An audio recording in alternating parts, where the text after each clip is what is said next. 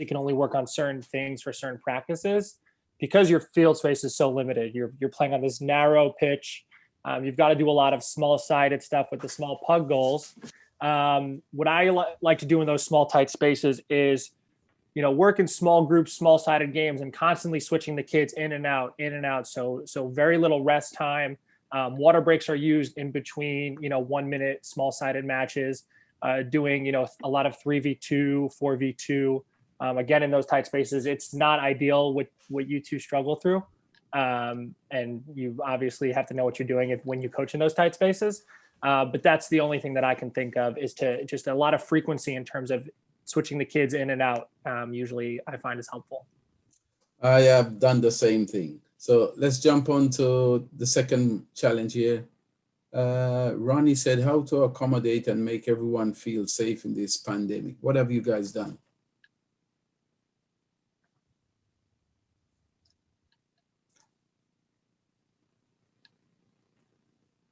What have you guys been doing?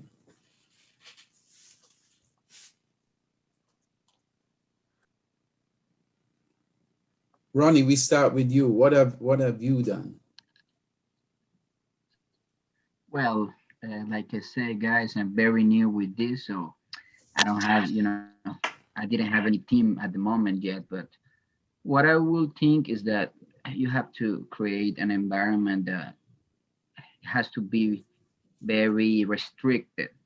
You have to always remember that when we finish doing the practice session, they have to get their mask and all that stuff, not touching other, bottled waters and all that stuff. But it's pretty heavy also, because sometimes there are kids or 6, 7, 8, 9 years old, so they just wanna, be touching everything, and it's very difficult.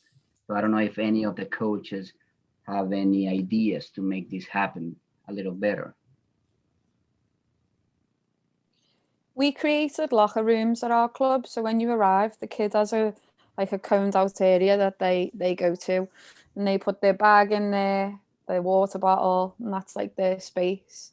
So that could help with, making them stay in their own area. It's 6 feet apart, and then we just followed the guidelines from, New York City Health and US Soccer.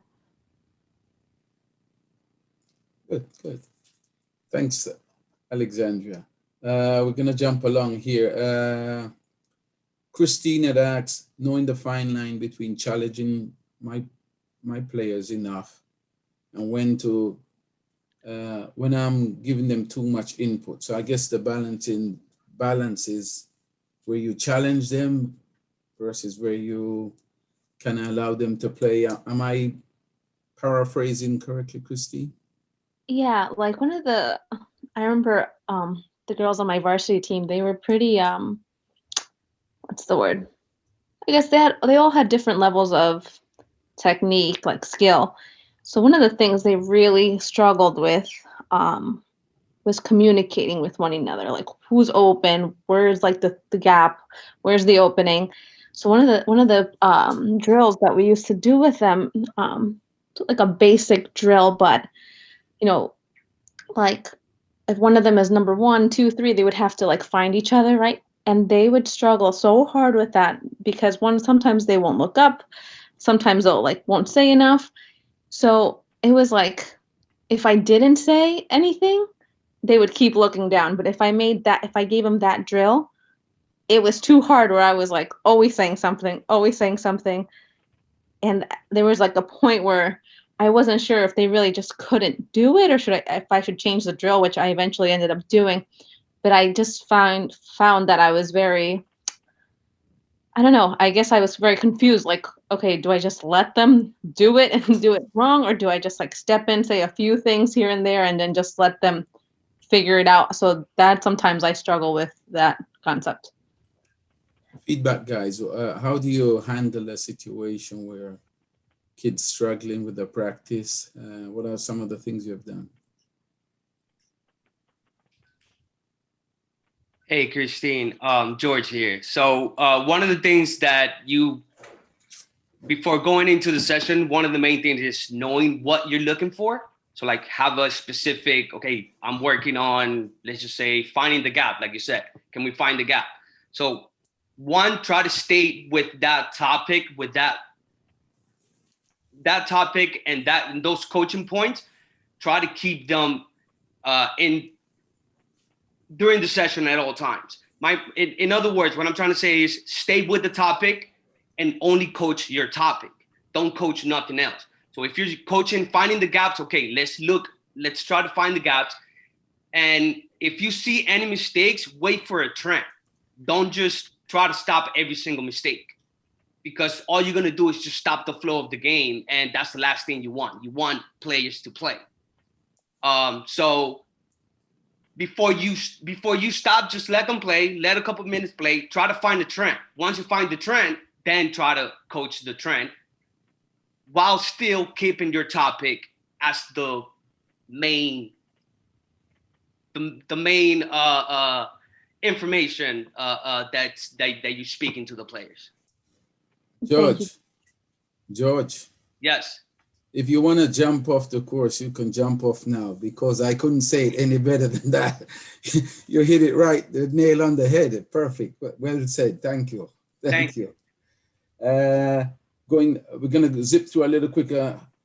I think what the answer he gave here addresses, you consider Mahidi's question, how to take a step back during coaching aspect and truly explain a certain topic. This is along the same lines of giving them time to play, let them figure out things before you jump in, right? Same thing with Jorge. Jorge has the same question along that same line, and George's answer addresses that. Elizabeth's question is a little bit different now. Now we're talking about different skill levels and having them play together. How do you guys manage that? I assume that many of you have these mixed ability teams.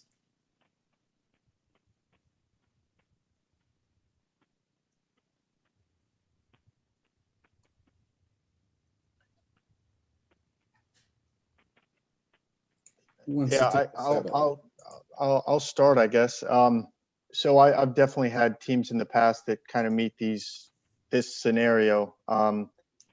I try to build a session that I know is appropriate for the large majority of the players, and have certain progressions for players that maybe not getting challenged, so they can move on to certain progressions earlier to keep them engaged. And maybe there's a few that are lagging behind the group, and then you have to make certain accommodations for them. But you don't want to spend too much time coaching the lowest level player or the highest level player, because then you forget about most of the players that you could actually influence and work with.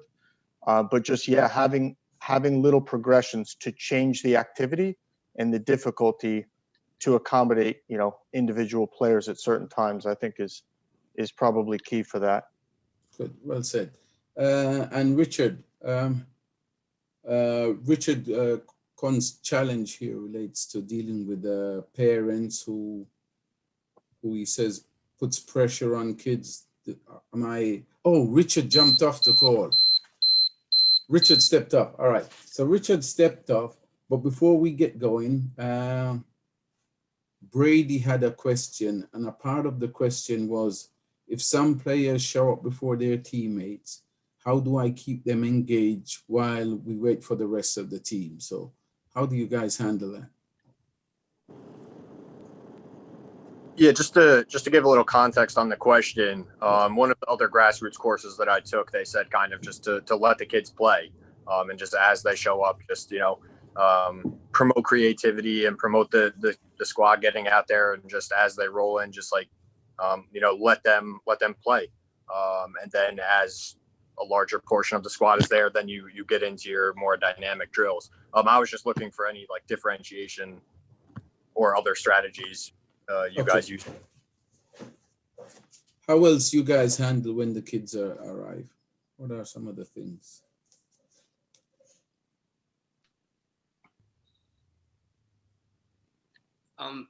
Some of the things that I do, besides just let them play, I will set up 1 or 2 fields small-sided games where they can just come in and play 2v2, 3v3 while the rest of the team shows up.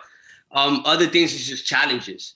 So I even tell we have a group chat with the parents of some of my teams, and one of them, the parents are very, very, they help me out a lot. So I will tell them, hey, this week we'll do a crossbar challenge. So the kids will actually show up 15 minutes before and we'll do a crossbar challenge. Soccer tennis, set up a couple soccer fields. I mean, you obviously don't have a net, but just use your imagination. Kids will do it and they'll play soccer tennis. Just try to come up with different like like arrival activities. Tic-tac-toe. Kids will play tic-tac-toe. Try to come up with different ways to do it, and kids will have fun.